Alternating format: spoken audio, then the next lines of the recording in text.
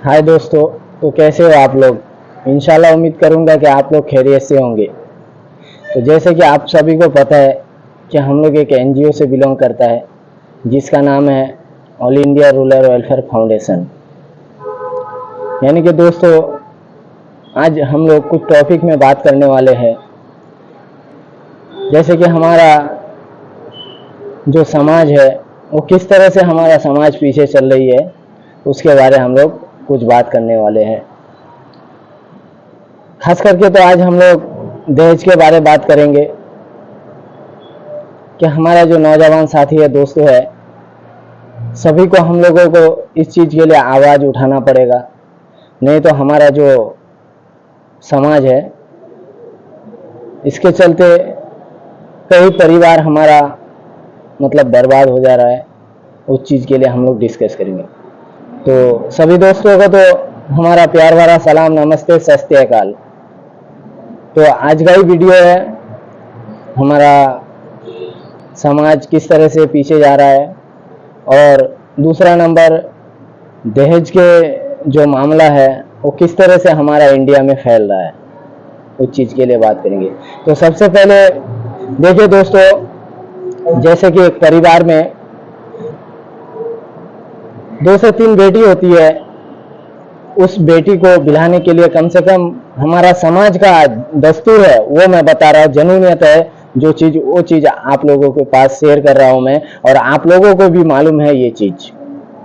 अगर 2 से 3 बेटी है तो कम से कम मैक्सिमम उसको 20 से 25 लाख रुपया शादी दिलाने के लिए अच्छे से उसको ज़रूरत है।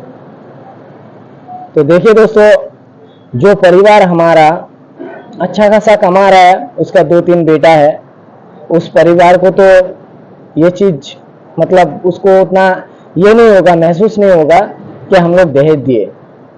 उस परिवार से पूछिए जिसका कोई बेटा नहीं है, जिसका कोई कमाने वाला नहीं है, उस परिवार को पूछिए अगर उसका 2-3 बेटी होगा तो उसको क्या महसूस होगा दोस्तों। इस चीज़ के लिए अगर वो परिवार को एक बेटी दिलाना है, शादी कराना है, तो उसके लिए तो पहले उसको उसका जो यानी कि जो उसका कमाने वाला नहीं है, तो उसको तो पहले उसका जो जायदाद है, जमीन है, उसको बेच के उसको शादी दिलाना पड़ेगा।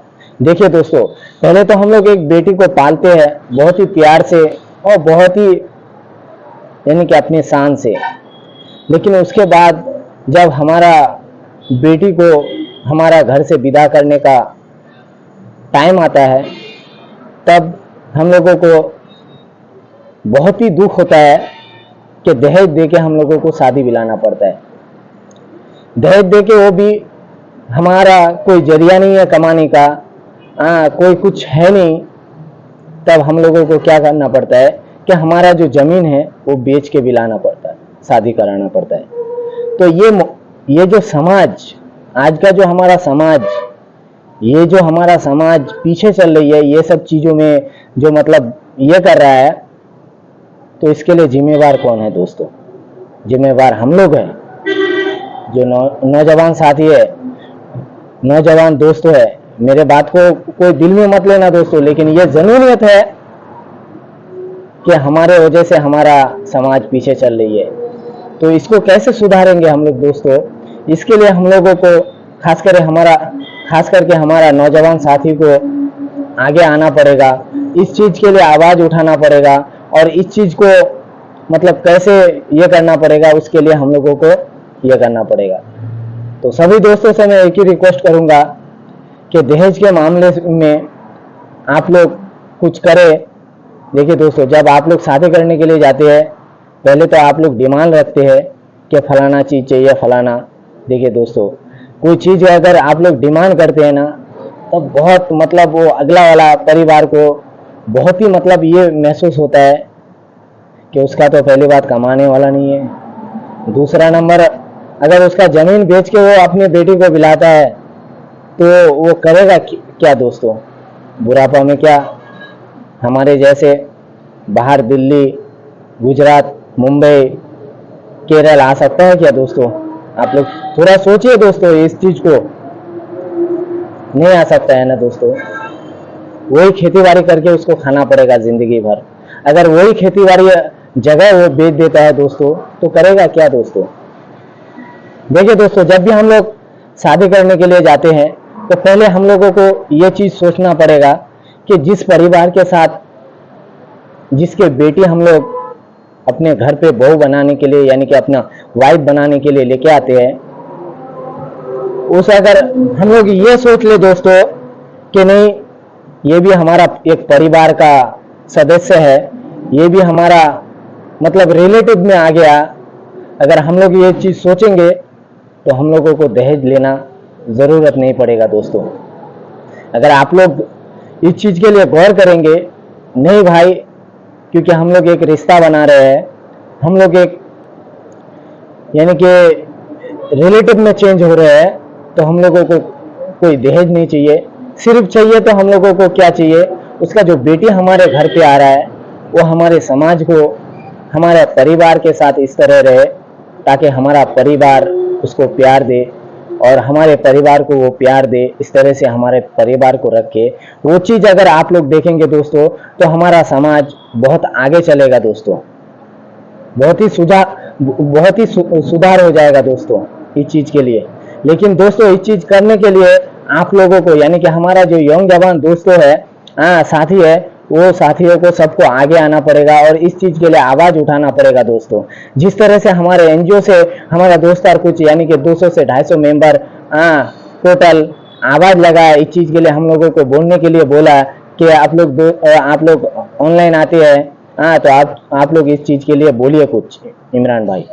तो हमारा एनजीओ की तरफ से ये ऑर्डर था कि all India rural welfare foundation के माध्यम से हम लोग आप सभी को एक चीज के लिए ये कर रहे हैं कि आप लोग दहेज के लिए, अल्लाह के वास्ते आप लोग दहेज ना ले तो अच्छा है। देखिए दोस्तों, दहेज लेते हैं, लेकिन इस चीज के लिए आप लोगों को आखिरत के दिन भी जवाब देना पड़ेगा कि उस गरीब के पास ऐसा क्या था कि आप लोग दहेज मांगे थे, उसके बाद उसके बेटी को आपको आपके घर का सदस्य बनाए दोस्तों। और कुछ दिन पहले हमारे चोपड़ा में एक बहन का इसी मामले में, दहेज के मामले से उसका इस तरह से अत्याचार किया जा रहा है कि लास्ट में अंत में उसका मौत हो जाता है दोस्तों। देखिए, दहेज बहुत चीज खराब है दोस्तों, दहेज इतना खराब है। हाँ, मानता हूं मैं, अगर वो खुशी से देता है, लीजिए, बेझिझक लीजिए, इसमें हम लोग भी रोक टोक नहीं करेंगे दोस्तों। लेकिन अगर आप लोग जबरदस्ती से ले रहे हैं, एक तो कानूनन भी खराब, ये है, रूल के मुताबिक गलत है, और दूसरा नंबर हमारा हदीस के मुताबिक भी ये सही नहीं है दोस्तों। ये चीज के लिए अगर आप लोग फोर्स कर रहे हैं, किसी के पास फोर्स करके मांग रहे हैं, तो आप लोगों को एक दिन जवाब देना पड़ेगा दोस्तों, और जवाब इस दुनिया में भी देना पड़ेगा। अगर आपका कोई बेटी होता है, आपका कोई औलाद होता है, तो उस तरह से आपके पास भी मांगेगा दोस्तों। अगर ये चीज आप लोग सोच लेंगे कि हमको अगर किसी का बेटी लेके आना है, उससे हम लोग कुछ नहीं लेंगे, तो इंशाल्लाह आपका बेटी भी ऐसा कोई भाई होगा, कोई दोस्त होगा कि इस तरह से शादी करके आपके घर से लेके जाएगा। तो इसी बातों से मैं खत्म करूंगा। तो दोस्तों, सभी से रिक्वेस्ट है कि इस बात के लिए आप लोग जो ये कीजिए, आगे आइए आप लोग, खास करके अगर हम लोग यंग जवान हैं, हम लोग अगर इस चीज के लिए आवाज उठाएंगे तो इंशाल्लाह कुछ ना कुछ हद तक कंट्रोल जरूर होगा दोस्तों। तो सभी दोस्तों से एक ही रिक्वेस्ट करूंगा कि खास करके आप लोग और इस वीडियो को ज़्यादा से ज़्यादा शेयर कीजिए और ज़्यादा से ज़्यादा लाइक कीजिए, ताकि उन भाइयों के पास पहुंचे जो भाई दहेज के लिए आजकल ज़बरदस्ती कर रहा है उस चीज़ के लिए। तो सभी दोस्तों से जाते जाते मैं एक ही बात बोलूँगा कि शेयर कीजिए और लाइक कीजिए ज़्यादा से ज़्यादा। जय हिंद, जय भारत, खुदा हाफिज़।